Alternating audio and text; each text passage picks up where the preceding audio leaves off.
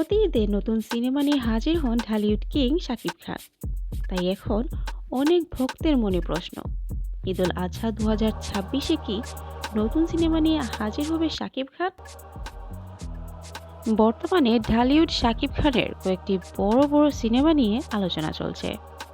এর মধ্যে সবচেয়ে আলোচিত একটি সিনেমা হলো Prince once upon a tiger in Dhaka. এই সিনেমায় 1990 সালে ঢাকার আন্ডারওয়ার্ল্ডের গল্প দেখানো হবে। এই সিনেমায় প্রধান চরিত্রে অভিনয় করছে শাকিব খান। তবে জানা গিয়েছে এই সিনেমাটি সম্ভবত ঈদুল ফিতর 2026-এই মুক্তি পেতে পারে। অন্যদিকে অনেক প্রযোজক নতুন সিনেমা নিয়েও কাজ শুরু করেছেন। যদি সবকিছু ঠিকঠাক থাকে তাহলে ঈদুল আজহাই মুক্তি পেতে যাচ্ছে শাকিব খান অভিনীত নতুন cinema Prince once upon a tiger in Dhaka. গত ঈদুল আজহায় মুক্তি পেয়েছিল তাণ্ডব সিনেমা। এই সিনেমাটি পরিচালনা করেছিলেন রায়হান রাফি। এই সিনেমায় শাকিব খানের অভিনয় দর্শক অনেক প্রশংসা পেয়েছিল।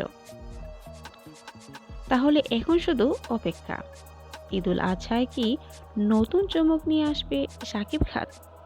এই বিষয়ে নতুন আপডেট জানতে চাইলে অবশ্যই ভিডিওটিতে লাইক করুন এবং চ্যানেলটি সাবস্ক্রাইব করতে ভুলবেন না। ধন্যবাদ।